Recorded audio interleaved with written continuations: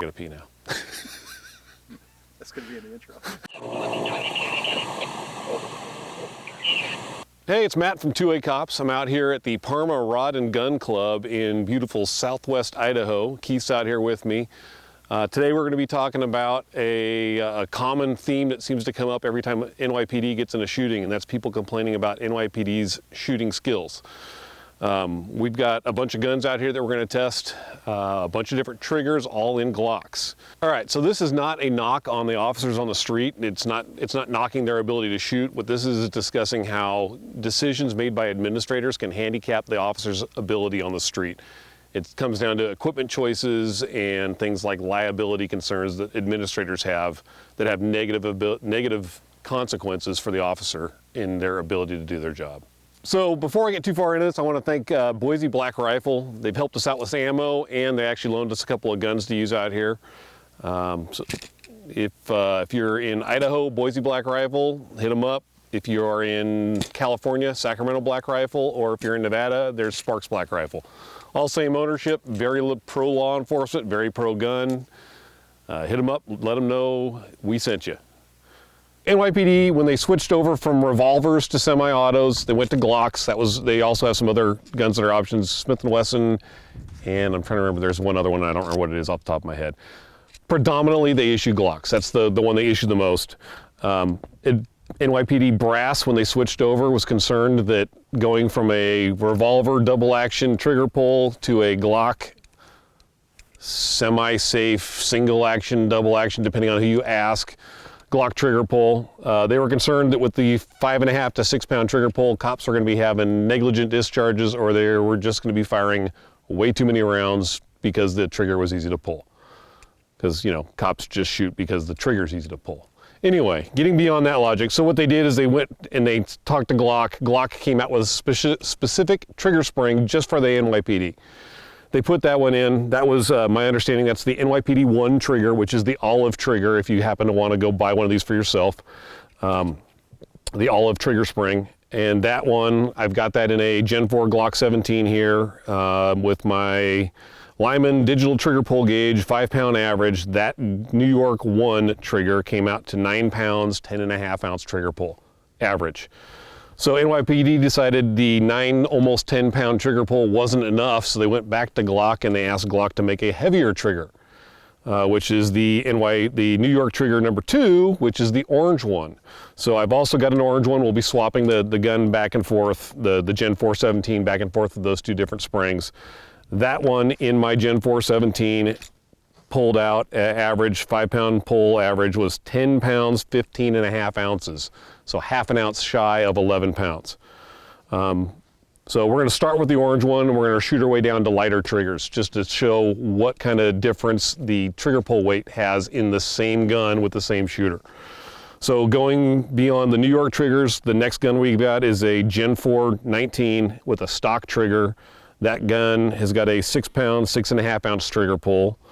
Moving from there, we've got a Gen 5 17, which is almost the same trigger pull weight. It's 6 pounds, 8 ounces. It's a little bit heavier, but the trigger pull on a Gen 5 is actually smoother than a Gen 4. So even though they're a heavier trigger pull, they feel lighter.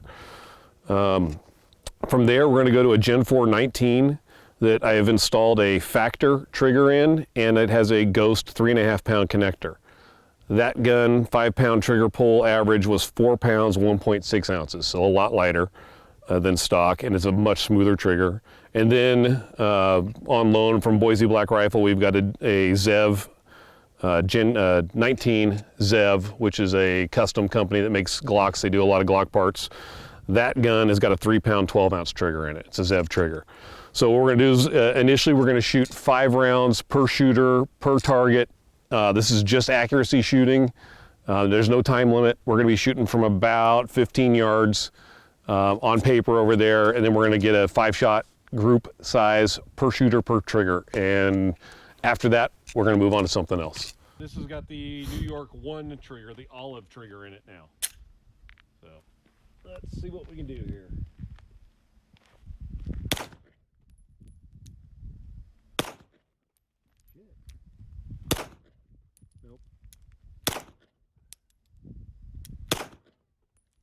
Holy crap, that last one was way off.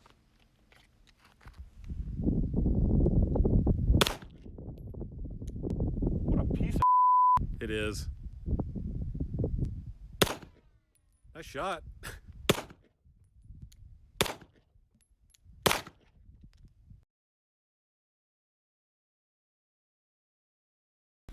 Okay, this is the New York Trigger. This is the orange NY2 Trigger in the Gen 4 17. Knock it out. You good to go? Yep.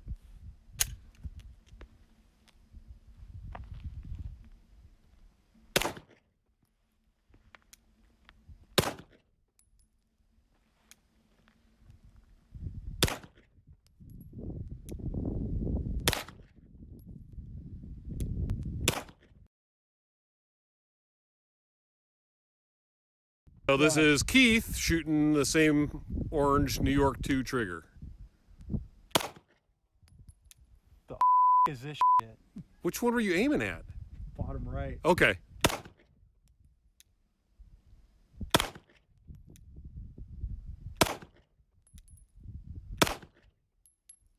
Dude, that's that trigger's fucking horrible.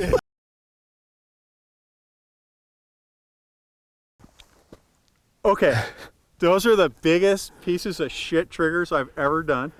We've been shooting Glocks forever and a day, and I'm never shot a New York Trigger. I've seen them. I've never done it before. I bought them just for this thing. I've never played with them prior to this. I mean, I knew they were out there and I'd heard how bad they were, but they're horrible. Not that, so my personal take, I've been using a Glock for about 10 years now. Initially, I hated the trigger pull. It felt like a cap gun. It doesn't feel like anything else I've ever fired before. So in my opinion, they don't have the greatest trigger. They're very predictable trigger, but they're not the greatest feeling trigger. But this makes a not great feeling trigger into a horrible mess. And the part for me is I can't get consistency. That, Right. You know, normally you can get a good consistent trigger pull that you're able to stay on target, but not to say I'm the best shot in the world, but I'm not bad either. You know, I'm not the worst. I'm not the best. I'm your typical good shooter. I had a really hard time just keeping that where it needed to be. I think part of it, I mean, this is just my personal take. I'm not a gunsmith by any means. I'm not an engineer, but the way it attaches in the gun is totally different from a normal trigger spring in there. The trigger spring in the Glock hooks onto the trigger bar at the back, and then it hooks into the little sear housing, and it holds the two together. These trigger springs just drop in and the trigger bar actually sits on top of them. It doesn't actually attach to it in any way. So it's really, I mean, looking at it, I don't know how the hell the damn thing works. I mean, I understand how the regular spring does because it pulls the bar. This thing just sits in there and pushes against it. It's kind of weird. So I don't know, it's crap. And that's probably, my guess is that's why it's not real consistent. Because it's not actually attached. I think that probably leads to the inconsistency because it's just sitting in there pushing on it. It's not actually attached to it. But again, layman opinion, not engineer opinion. The worst part about all of this is the cops need a good working gun that's functional And consistent. And we're talking about life and death situations. I mean, people are shooting at you, you're shooting at them, you have people that might be in the way. Yeah, NYPD, New York, there's always pedestrians. There is never a time where there's not people walking on the streets, except for during COVID. Yeah. And, you know, to me, it's a tragedy that the NYPD admin would make their cops suffer with something like that because you're bound to fail. And this is just shooting non-timed, no-stress target. Wait till we get to where we're actually shooting failure drills and stuff on a timer. Exactly. So this trigger is the Gen 4 19 with a bone stock trigger.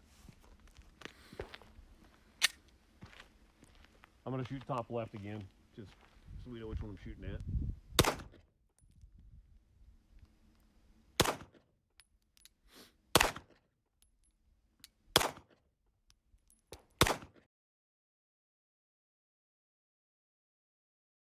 This is Keith with the Gen 4 19 stock trigger.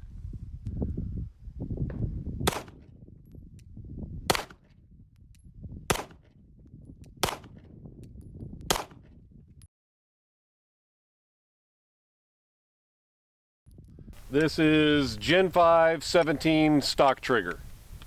So It's a smoother trigger pull than the Gen 4 19, but it's actually a light, slightly heavier trigger. Top right target.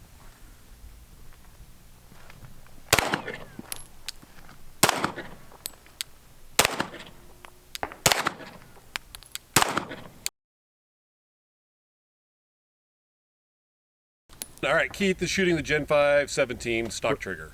Which target am I shooting at? Bottom left.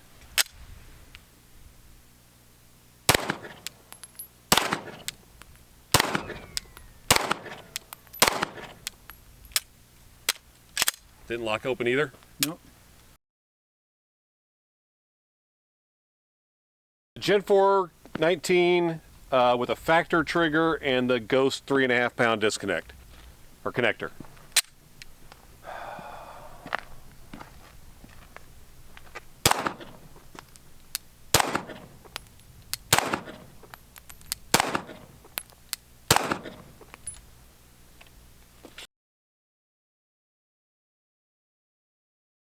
This is the Gen 4 19 Factr Trigger Ghost connector. And Keith shoot. Oh.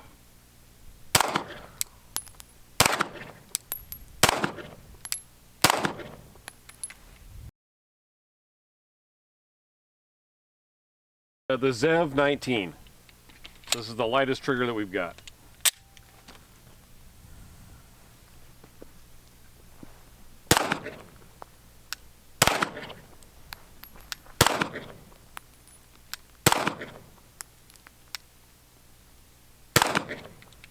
Yeah.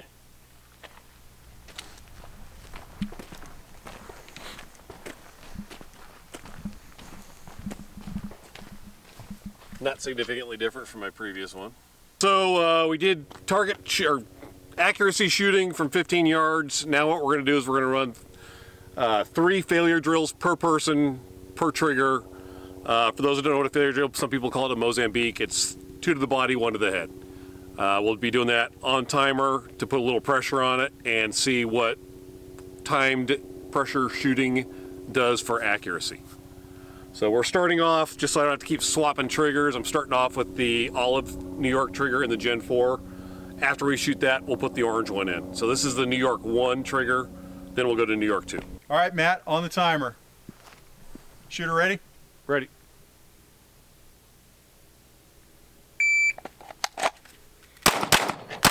Ugh. Shooter ready? Ready.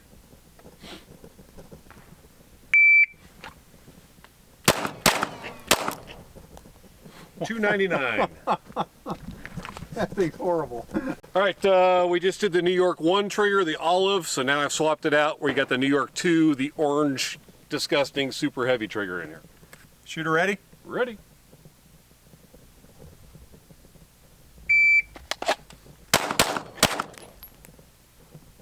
$2.15. Shooter's ready.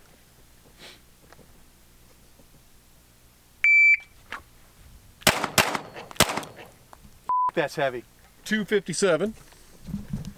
All right, moving on to stock triggers now. We're looking at a Gen 4 19. So bone stock trigger, Gen 4 19. Shooter's ready. All right, shooter ready. Stand by.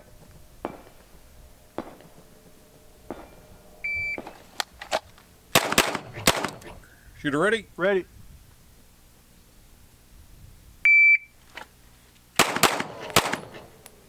$2.32. Okay, so on this one, what I've noticed, our times aren't like miraculously better or slower. There are some slight changes, but where the most important part is, our groups are getting tighter and our shots are better placed. And that's where we're seeing the big impact with the New York trigger, between the New York trigger and then like a stock trigger. So let's see what happens with a better trigger. Let's put even a better one. Yeah, let's see what happens. All right, moving on. We're now shooting a Gen 5 17 with the stock trigger. Shooter is ready.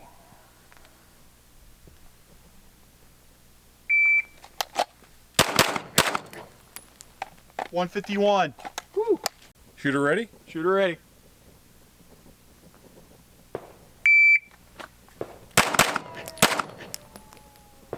All right, what do you got?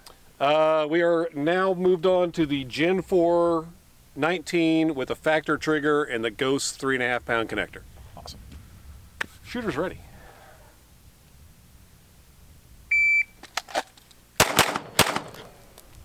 .209. Glock 19 stock trigger, shooter ready. Nope. Glock 19 Factr trigger. Oh, no, this is mine. No, that's mine. Oh, that is yours. All right. Replay! Glock 19 Factr trigger, shooter ready. Shooter ready. Stand by.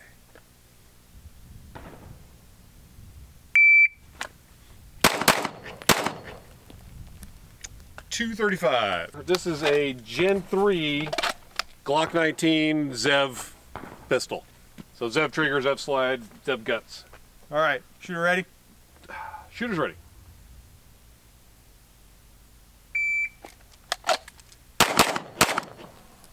.248. So to kind of summarize this all up, what we found was with the heavier triggers, the time out of the holster wasn't any different. The first shot on target wasn't necessarily any slower, but what happened was when you were put under pressure, and by pressure we're talking about just at this point was just a timer, trying to shoot rapidly, the groups grew in size. The heavier the trigger, the bigger the groups got, and there was a consistency to that. Yeah, and you know, so you're talking about our groups were growing in size. I actually missed a couple with the New York triggers. Matt didn't miss anything, but I did. And to be honest, it all comes down to accuracy. You know, if you give somebody that heavy trigger pull, they think it's safer, is what the FUDs running your range say. You know, right, the administrators. The guys in New York decided that trigger pull, which I think was like 5 pounds or something like that for like a regular trigger, they felt that was, you know, just cops weren't responsible enough for that. Right. But the end result is that now your groups are getting much larger and you're actually making everybody more unsafe. Yeah, including the citizens, because bad guys threatening the cops or a citizen, they're not going to slow their shots down because the cops are handicapped by the equipment that their department gave them. And that's what it boils down to. This is not knocking on the NYPD street cops who are out there trying to do their best to do the job. This is administrative decisions that have negatively affected their ability to do their job. And I had that in my agency. We had SIG P226s when we first got semi-automatic pistols. And our range master was an absolute just moron who decided that we needed to take all the decocking levers off. And by taking the decocking levers off, we had a 12-pound trigger pull every single time, which was worse than the New York trigger. So they were double action only then, is what you're saying? Double action only. We, my department, when I started, we also were with SIG, and one of the reasons they chose SIG at that time instead of Glock was for the same reason. It was old school revolver thinking. They wanted that heavy trigger pull so you didn't accidentally cap off around when you weren't trying to shoot someone. They figured if it was a 5.5, 6 pound trigger pull like a Glock stock trigger is, that cops were going to accidentally shoot people. And it's funny because I became a cop 31 years ago, and I was issued a revolver when I first started, but then I had the option of buying my own pistol, right? Here's NYPD, 31 years later after, 31 years after we started transitioning, and they're still handicapping their guys. And we know they're transitioning right now. They're transitioning to normal triggers. That's what, I've heard. I haven't been able to verify that, but then again, that may be accurate, which if it is, thank God, it's about time. Yeah, I did talk to a friend at NYPD, and I asked him, I'm like, do you guys still really use this trigger? He says he does. He says they're transitioning out. He says he's going to stick with it. Because that's what he knows. Because that's what he knows. He's not a gun guy. He's been a cop forever. Cops aren't resistant to change at all. Yeah. And more power to him. I would switch if I was him. Yeah. But, and I'm sure he's watching this too. You should switch. But, it is what it is. Right. It's just hard to believe that we still have people doing revolver thinking in a semi-automatic pistol in today's age. Yeah, and I'm just blown away how long it took most agencies even to get away from revolvers. Yeah. When I went through the academy, the Glock had been on the market for 10 years, almost. And 1911s have been around since 1911. So, you know, you're talking, my department transitioned from semi-autos to, from revolvers to semi-autos in 1992, 93, somewhere around there. And then the academy a couple years later started using semi-autos as well. And, you know, that's a long time after semi-autos became not only commonplace, but actually reliable enough to where it made sense to use them. And there's still departments that some people are carrying revolvers. We had guys on our department that still carried revolvers. Some guys that refused to switch. So, granted, he had hash marks from, you know, there down to from his wrist all the way up past his elbow. But, you know, he carried a revolver every day. God bless him. Yeah. Time to retire. Yeah. All right. So wrapping it up, just again, this is not knocking NYPD, the working guys. This is talking about administrative decisions that hamper cops' ability, and it doesn't just come down to guns in particular, but that's kind of a common theme throughout law enforcement. Is administrators make decisions based on, I guess they look at the lowest common denominator. They look at the one guy who screws up everything, and they make decisions based on that instead of hammering that guy and letting the other cops do their job. So I think that's kind of what the thought process was with the New York Trigger. Thank God it's going away. Just trust your people. Yeah, exactly. And if you got a screw up, deal with the screw up. Yeah, exactly. Do your job as the administrator and hammer the one guy who's screwing things up instead of screwing everything up for everybody else. Now, if you're looking for some other stuff to view before we leave, we just did a video on 4 generations of police pistols from a Model 10 up to a Glock Gen 5, and you can see the difference of the reload times. Yeah. The reload times, you know, from a Smith & Wesson Model 10 up to a Glock Gen 5, and it's pretty hilarious to watch it actually. So that's it. Stay safe. 7-11-22 to Kenny. 8300. 8362, 28 to a vehicle, 9